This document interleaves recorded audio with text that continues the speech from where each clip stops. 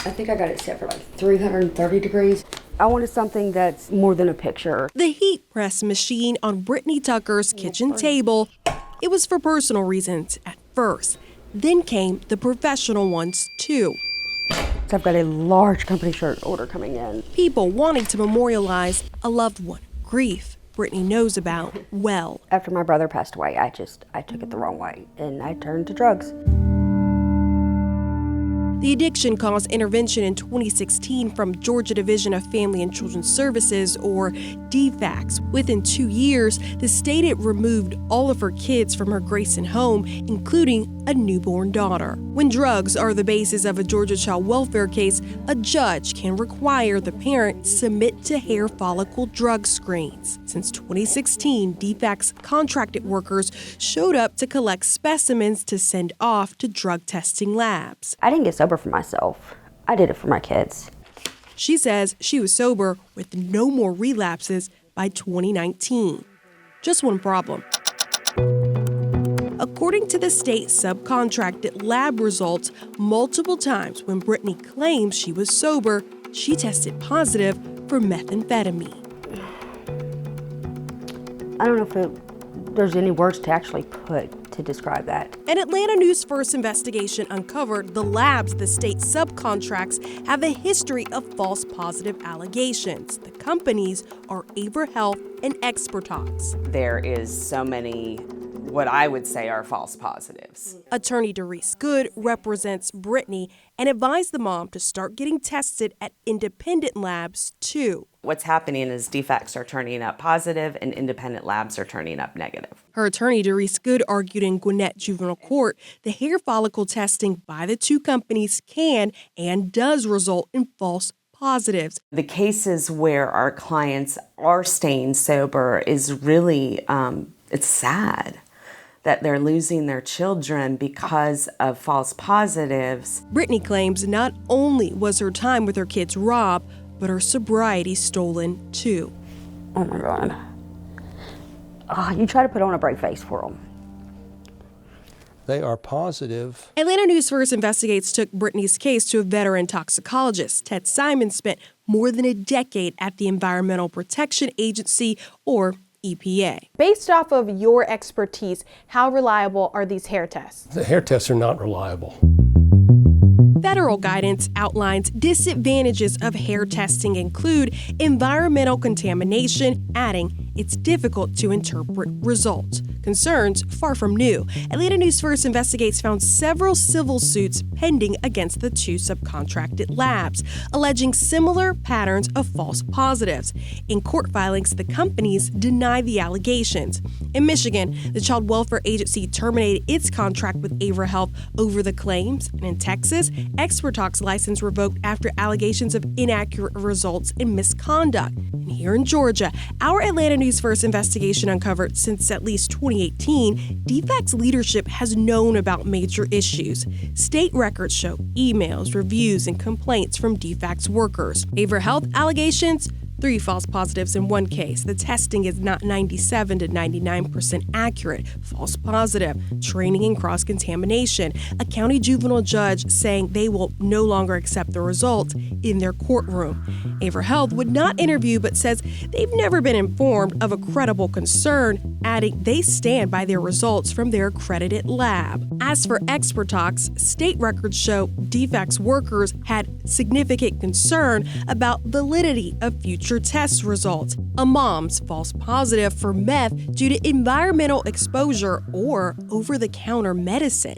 Expertox now responding. I was hired as a lab director to address laboratory operation concerns. That's Dr. James Borland, the Expertox lab director hired in 2022. He says he's implemented a 2-step approach to testing and confirmation now. He maintains there's no current pattern of faulty results. But Borland admits to knowing of at least one recent Georgia claim of a false positive hair test. He found the explanations of environmental contamination or the use of over-the-counter medicine were plausible. I would agree that I can't rule out external contamination.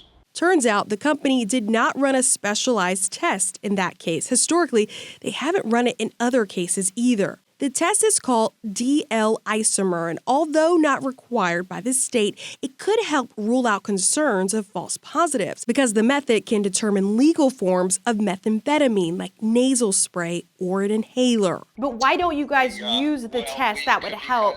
There is. We performed a study. I agree.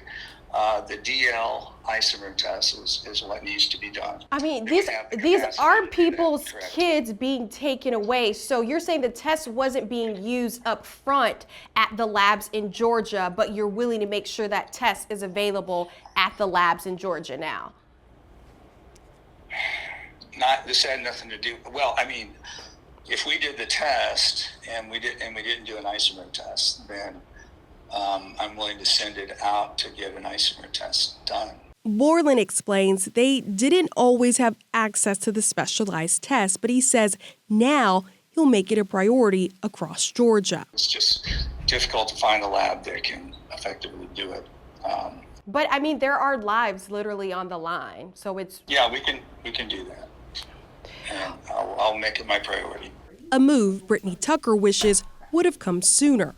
Back in her kitchen, this time she gets to use the heat press to memorialize a thank you. These are like little tote bags that I made for her attorney. Without her, like, none of this would be possible. The defects case officially closed, her kids finally home. Parents don't quit on their kids or quit fighting, especially if they're in the right.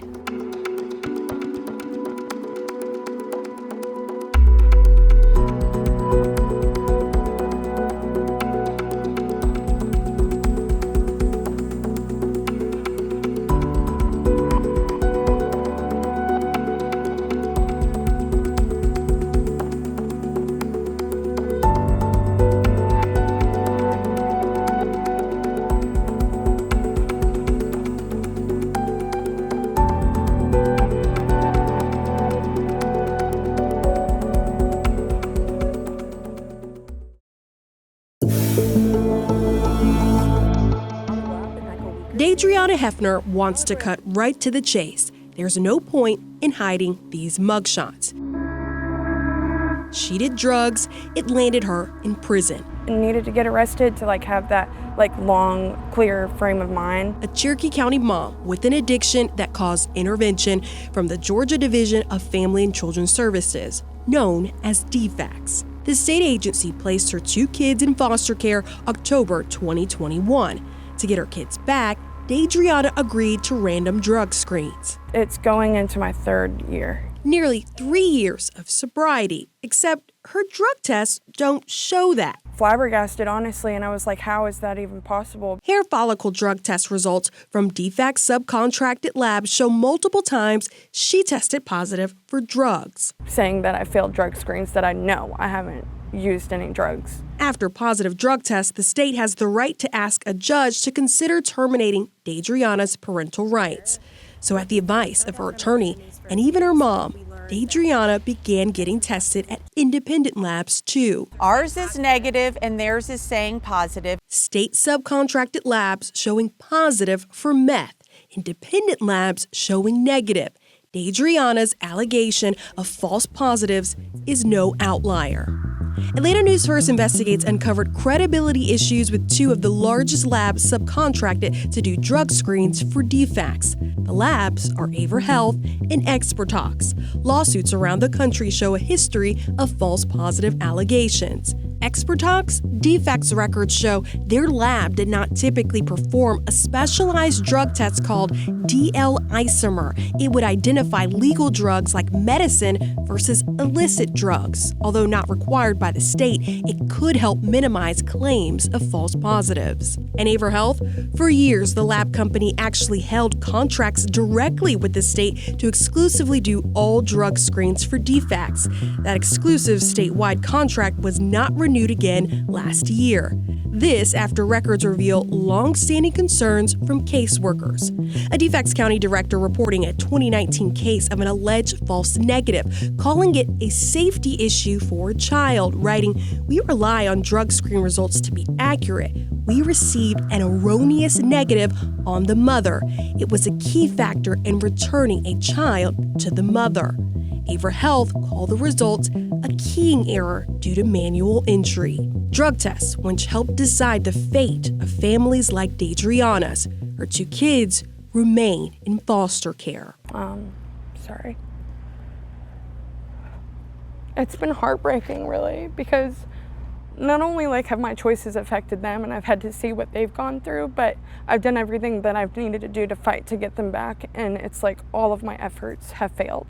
All signs point to her sobriety, says peer mentor Christina Carter. So Driana, she is a walking miracle, 100%. The moms and the dads that they're Not only is Christina certified in addiction recovery, but she's also the co-founder of Moms Adopting Moms, a local organization that helps parents with defects cases get back on their feet. Case management, recovery, housing, employment. Driana's case hits hard for Christina because she says she's witnessed the sobriety and stability, especially after Driana just gave birth to a baby boy and takes care of him. because I'm not supposed to be invested in these things emotionally, but how could you not, right? I couldn't imagine being sober and doing everything in my power and having these people who know that I'm sober and then being told that I'm not and having my kids taken away. Should drug tests alone determine the outcome of parental rights? Oh, absolutely not. I mean, they are one tool. Former DFACS director Tom Rawlings reacting to our findings. And I think that, what you've highlighted in the reporting that you've been doing on this issue is that I think not only our state child welfare system, but I think other states, we need to look at how we're using these tests. Rawlings was director from 2018 to 2021, a time in which he reviewed complaints of false positives and false negatives. He agrees the results may create caseworker bias about a parent's sobriety, but now he advocates reviewing policy and standards around the reliability of the test. We need to be talking with experts on, what does it actually mean to have this particular level of positivity. I think one of the things that may very well come out of this series and this investigation you're doing is we really need to be looking at how we use drug screening and how we ensure that a drug screen is not the end-all be-all. Driana and her family hope it's not the end-all be-all for their case either. We're willing to do whatever is necessary, but I just don't have a lot of faith in our system. I love all of my kids, and I'm never going to stop fighting for them.